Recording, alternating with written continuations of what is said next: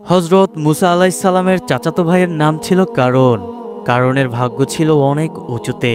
পৃথিবীর প্রতিটি কোণে তার ধন সম্পদের গোদাম ছিল অনেক। তার নৌকা ও জাহাজ প্রতিটি নদী ও সমুদ্রে জলবদ্ধভাবে ভেসে বেড়াত। তিনি পৃথিবীর প্রতিটি বণিকের একমাত্র ঋণদাতা ছিলেন। তিনি প্রতিটি ব্যবসার প্রধান ছিলেন। তিনি নিজেই ব্যবসা করতেন এবং প্রতিদিন লক্ষ লক্ষ টাকা উপার্জন করতেন। হযরত মুসা আলাইহিস সালাম তাকে অনেক ভালোবাসতেন। তিনি তাকে ভালোবাসার সাথে কাদা থেকে সোনা তৈরি করার দক্ষতা শিখিয়েছিলেন। কারণের সর্বত্র এত টাকা আসত যে তা গণনার বাইরে ছিল। টাকার বিনিময়ে তিনি হীরা, মূল্যবান পাথর, রত্ন, চূর্ণী, পান্না সব সংগ্রহ করতেন এবং লক্ষ লক্ষ সিন্দুক ভরে রাখতেন। তিনি সেই সিন্দুকের চাবিগুলো একটি শক্ত সিন্দুকের মধ্যে রাখতেন, আর সেই সিন্দুকের চাবিটা তিনি কোমরের দড়ি দিয়ে বেঁধে ঝুলিয়ে রাখতেন। দিন হোক বা রাত, তাকে খুব কমই বাইরে দেখা যেত না। তিনি প্রতিদিন চাবি হাতে নিয়ে গোদামে ঘুরে বেড়াতেন। বন্ধুরা, আপনারা হয়তো ভাবছেন যে তিনি নিশ্চয়ই এত টাকা ও সম্পদের প্রতি খুব বেশি আগ্রহী ছিলেন। তিনি নিশ্চয়ই অনেক টাকা খরচ করতেন, কিন্তু ব্যাপারটা সম্পূর্ণ উল্টো। তার কোনো শখ বা আরামদায়ক জীবন ছিল না। তার ছিল একটি ছেঁড়া পুরনো নোংরা পাজামা, উপরে একটি কুর্তা এবং পায়ে একজোড়া জীর্ণশীর্ণ চপ্পল। তিনি মাটিতে ছেঁড়া পুরনো মাদুরের উপর শুয়ে রাত কাটাতেন।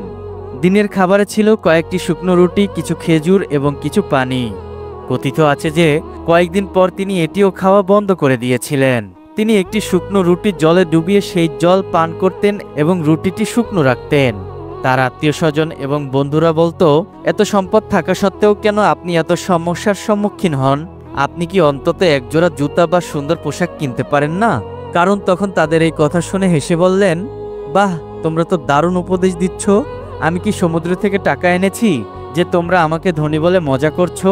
এবার ভাবো, যদি আমি এই সামান্য টাকা খরচ করি, তাহলে বৃদ্ধ বয়সে ক্ষুধার্ত অবস্থায় আমার বাচ্চাদের খাওয়াবে কে?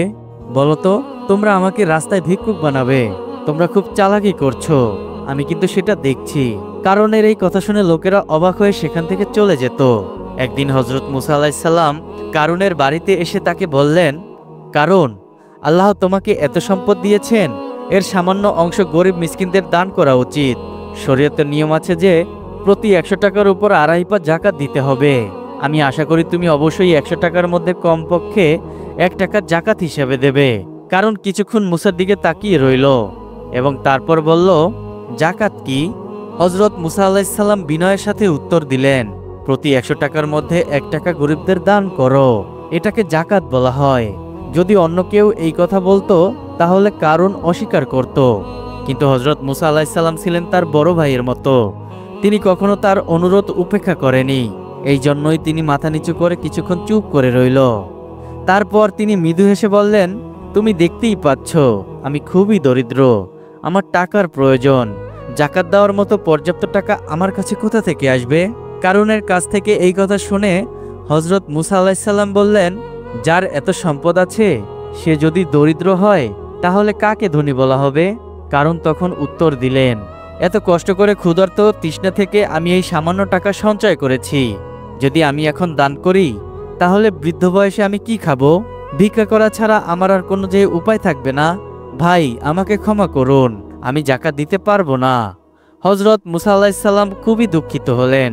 তিনি বললেন, আল্লাহ তোমাকে এত কিছু দিয়েছেন যে তুমি সারা জীবন দান করলেও তোমার সম্পদ কখনো শেষ হবে না।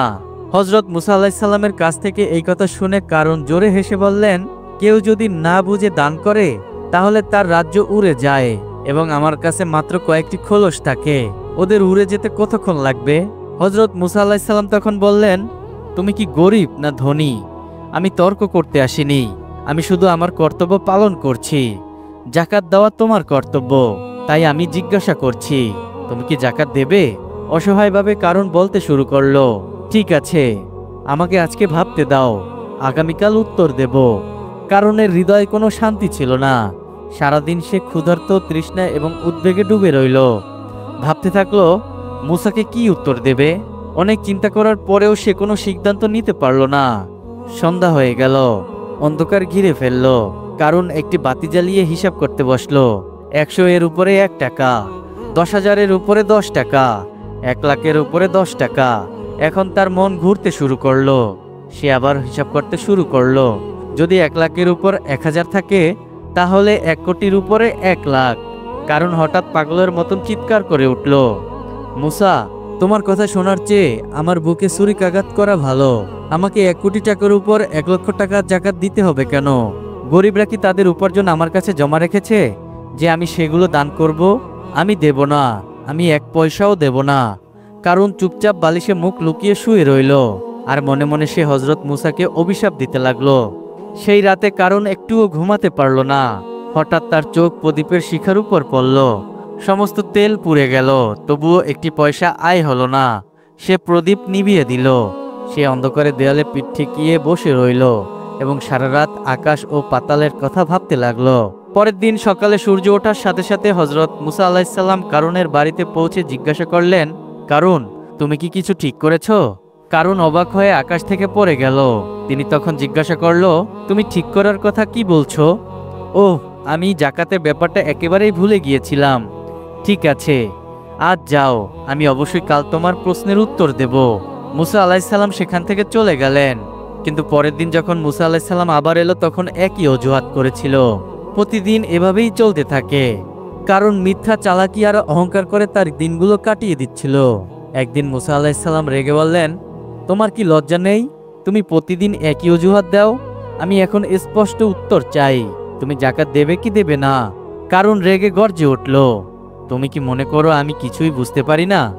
ক্ষুধার্ত তৃষ্ণা থেকে কত পরিশ্রম করে আমি এই সম্পদ অর্জন করেছি। তোমার চোখে জ্বলছে? তুমি এখানে এসে বারবার আমাকে হয়রানি করছো। টাকা পেলেই তুমি তা লুট করবে? আমি এত বোকা নই, এটা কখনোই হবে না। আমি 1 পয়সাও দান করব না। তুমি যা করতে চাও তাই করো।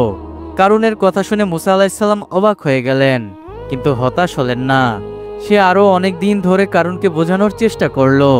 তাকে আল্লাহর শাস্তির হুমকি দিল, জাহান্নামের কষ্ট ও বেহেশতের নিয়ামত সম্পর্কে বলল।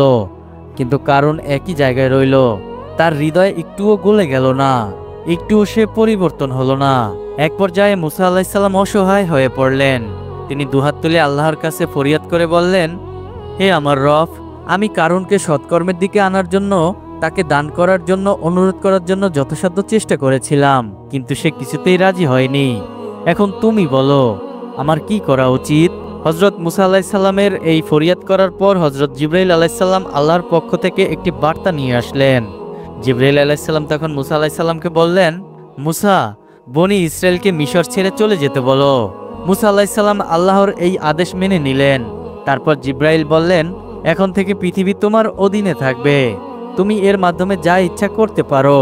কয়েকদিন পর মুসা আলাইহিস সালাম আবার কারুনের কাছে চলে আসলেন এবং বললেন, কারুন, সৎকর্মের জন্য দান করো, আল্লাহর পথে জাকাত দাও, অন্যথায় তুমি মহাপাপ করবে। কারণ ঠাট্টা করে উত্তর দিল, ভাই মুসা, আমি অনেক দিন ধরে তোমার এই কথা শুনছি। যদি নতুন কিছু থাকে তাহলে আমাকে বলতে পারো। এই কথা বলে সে চলে যাওয়ার জন্য মুখ ফিরিয়ে নিল। মুসা আলাইহিস সালাম তাকে ধমক দিয়ে বললেন, এখনই সাবধান থেকো। কারণ বলল, আমি ইতোমধ্যেই সাবধান। আর এই কথাগুলো মুখ থেকে বের হওয়ার সাথে সাথে সে কোমর পর্যন্ত মাটিতে লুটিয়ে পড়ল। বিস্ময়ে আর ভয়ে তার মুখ ফ্যাকাশে হয়ে গেল। সে বলল, বাহ, তুমি কি আশ্চর্য জাদু শিখেছ? তুমি কি টাকা তোলার জন্য এই কৌশল খেলছো? তুমি কি আমাকে বাচ্চা মনে করো? এবার কারুনের ঘাড় পর্যন্ত মাটিতে লুটিয়ে পড়ল। তারপর কারুন চিৎকার করে উঠল, মুসা, তুমি কি আমাকে হত্যা করতে চাও? মুসা আলাইহিস সালাম বজ্রধ্বনি করে বললেন, সাবধান, এখনো যদি তুমি আল্লাহর নামে দান করো তাহলে তুমি রক্ষা পেতে পারো। কারণ তখন সাথে সাথে বলল, আমি সর্বত্র ভিক্ষা করে এবং দান করে বাঁচতে চাই না, আমি এমন জীবন চাই না। এবার সে আরো নিচে ডুবে গেল। তার দাড়ি মাটি স্পর্শ করলো, তার হাতের সামান্য অংশ বাইরে ছিল। তারপর কারুন হাসতে শুরু করলো। মুসা কঠোরভাবে জিজ্ঞাসা করলো, তুমি হাসছো কেন? কারুন তখন বলল, যে আশা নিয়ে তুমি আমাকে হত্যা করতে চাইছো তা কখনোই পূর্ণ হবে না। সব ধন সম্পদের চাবি আমার কাছে। হ্যাঁ, আমার সম্পদ যে সকল সিন্ধুকের মধ্যে আটকা আছে তার চাবি দেখো আমার এই মুঠোর মধ্যে। এই পৃথিবীর এমন কোনো অস্ত্র নেই যা এই সিন্ধুকগুলো ভেঙে ফেলতে পারবে, তাই আমাকে হত্যা করে কোনো লাভ নেই। হযরত মুসা আলাইহিস সালাম শান্তভাবে বললেন, হে বোকা, গরিবদের কিছু দান করো, আল্লাহর পথে দান করো, হয়তো তোমার জীবন রক্ষা পাবে। কিন্তু কারণ কোনো উত্তর দিল না। সে শুধু সেই সিন্ধুকের দিকে তাকিয়ে রইল। মুসা আলাইসাল্লাম আবার বলল, কারণ তোমার কি বেঁচে থাকার সামান্যতম ইচ্ছাও নেই? কারণ হজরত মুসা আলাইসাল্লামের দিকে না তাকিয়ে চিৎকার করে উঠল, না, একেবারেই না। হজরত মুসা আলাইসাল্লাম আবার জিজ্ঞাসা করলো, কিন্তু কেন? যদি তুমি বাঁচতে না চাও তাহলে তার কারণ কি? কারণ তখন বলল, তুমি কি জানতে চাও কেন? কারণ আমি যদি বেঁচে থাকি তাহলে তোমরা আমাকে ধনী বলে পাগল করে দেবে। তারপর দানের নামে, জাকাতের নামে তোমরা আমার সমস্ত সম্পদ লুট করে আমাকে রাস্তায় ফেলে দেবে। আমার কাছে কিছু টাকা থাকা অবস্থায় আমার মরে যাওয়াই ভালো। মুসা আলাইহিসসালাম শেষবারের মতো জিজ্ঞাসা করলেন, কারণ তুমি কি সত্যি আদৌ বাঁচতে চাও না? এবার কারণ রাগে পাগলের মতো চিৎকার করে উঠল, টাকা ছাড়া আমার আর বাঁচতে ইচ্ছে করছে না। আর ধীরে ধীরে তার মুখ, নাক সবকিছু মাটির ভেতরে ঢুকে যেতে লাগলো। কিছুক্ষণের মধ্যেই কারণের সমস্ত ভবন, সম্পদ সবকিছু মাটির ভেতরে ডুবে গেল। এমনই আরো একদিনের ঘটনা। হজরত মুসা আলাইহিসসালামের মনে আসে যে আল্লাহ পাক রব্বুল আলামিন বলেছেন এক কসাই তার সাথে বেহেশতে থাকবে।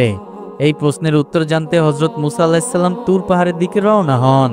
তুর পাহাড়ে পৌঁছানোর পর হজরত মুসা আলাইহিসসালাম বললেন, হে আল্লাহ পাক রব্বুল আলামিন, আপনি বলেছিলেন যে কসাই আমার সাথে বেহেশতে থাকবে।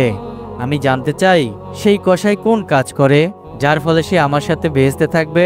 তারপর মহান আল্লাহ তাআলা রহস্যময় কণ্ঠে সেই কসাইয়ের অবস্থান জানান। এর পরের দিন হজরত মুসা আলাইহিসসালাম সেই কসাইয়ের মাংসের দোকানটি খুঁজে বের করলেন এবং কিছুক্ষণ পর হজরত মুসা আলাইহিসসালাম দেখলেন যে কসাইটি মাংসের টুকরো নিয়ে তার বাড়ির দিকে হেঁটে হেঁটে যাচ্ছে। হজরত মুসা আলাইহিসসালামও কসাইয়ের পিছু পিছু হাঁটতে লাগলেন। কিছুক্ষণ পর সেই কসাই তার বাড়িতে পৌঁছে গেল। হজরত মুসা আলাইহিসসালাম দূর থেকে সেই ঘরটি দেখলেন, কিন্তু সেদিনের জন্য তিনি সেখান থেকে ফিরে এলেন। পরের দিন হজরত মুসা আলাইহিসসালাম আবার সেই কসাইয়ের বাড়ির দিকে গেলেন এবং বললেন, বাড়িতে কি কেউ আছেন? আমি একজন মুসাফির।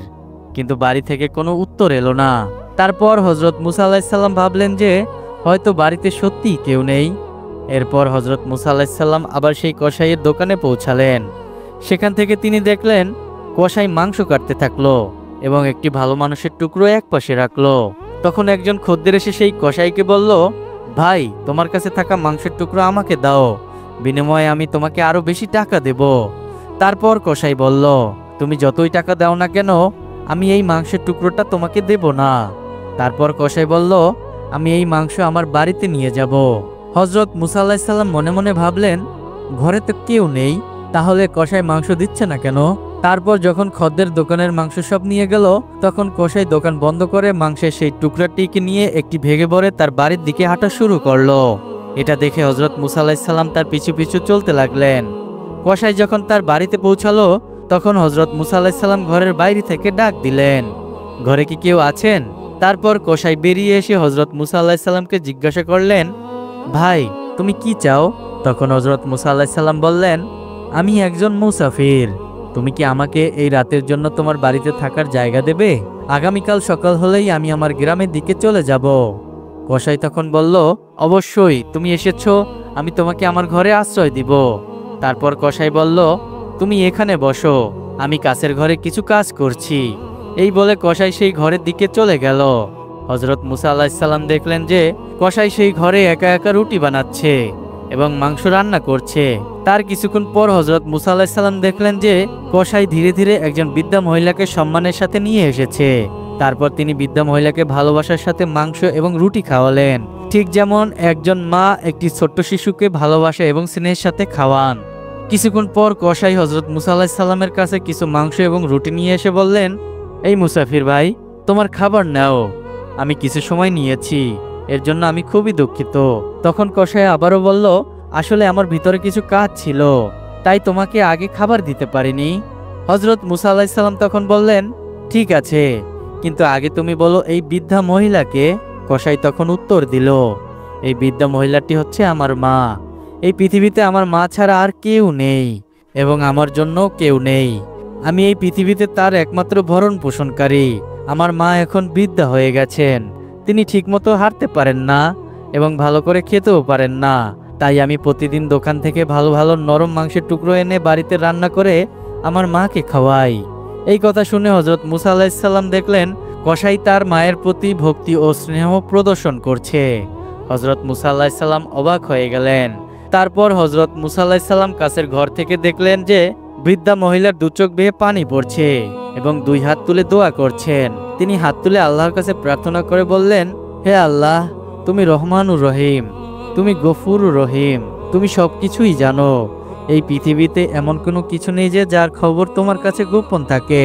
হে আল্লাহ, মা হয়ে আমি তোমার দরবারে আমার ছেলের জন্য প্রার্থনা করছি। আমার এই ছেলেকে হযরত মুসা আলাইহিস সালামের সাথে জান্নাতে যাওয়ার তৌফিক দিও। তারপর হযরত মুসা আলাইহিস সালাম বাড়িতে না গিয়ে তুর পাহাড়ে চলে গেলেন। তুর পাহাড়ে গিয়ে হযরত মুসা আলাইহিস সালাম বললেন, আমি কসাইয়ের বাড়িতে গিয়ে দেখলাম যে কসাই তার মায়ের সেবা ছাড়া আর কিছুই করে না। তারপর এক রহস্যময় আওয়াজের মাধ্যমে মহান আল্লাহ পাক রব্বুল আলামিন বলেন, তোমার জানা উচিত যে কসাই তোমার সাথে বেহেশতে যাবে। এর কারণ হলো তার মায়ের সেবা এবং তার মায়ের প্রতি ভালোবাসা। কসাইয়ের মা তার ছেলের জন্য প্রার্থনা করছিলেন যে, আল্লাহ, আমার ছেলে কসাই যেন হযরত মুসা আলাইহিস সালামের সাথে বেহেশতে যায়। আল্লাহ তাআলা কখনোই মায়ের প্রার্থনা প্রত্যাখ্যান করেন না। হে মুসা, কসাইয়ের আসল কাজ হলো তার মায়ের প্রতি ভালোবাসা, সেবা এবং স্নেহ, যার কারণে সে তোমার সাথে বেহেশতে যাবে। সুবহানাল্লাহ। তো বন্ধুরা, এই ছিল আজকের ঘটনা। আশা করছি হযরত মুসা আলাইহিস সালামের এমন ঘটনা আপনাদের সবার অনেক ভালো লেগেছে। যদি বন্ধুরা আজকের ভিডিওটি ভালো লাগে তাহলে অবশ্যই ভিডিওতে একটি লাইক এবং গুরুত্বপূর্ণ মতামতটি জানিয়ে দিবেন। তো বন্ধুরা, আজকের মতন বিদায় নিচ্ছি। দেখা হবে পরবর্তী কোনো এক ইন্টারেস্টিং ঘটনা নিয়ে। সেই পর্যন্ত সবাই অনেক ভালো থাকবেন, সুস্থ থাকবেন এবং নিজেদের দিকে খেয়াল রাখবেন। আসসালামু আলাইকুম।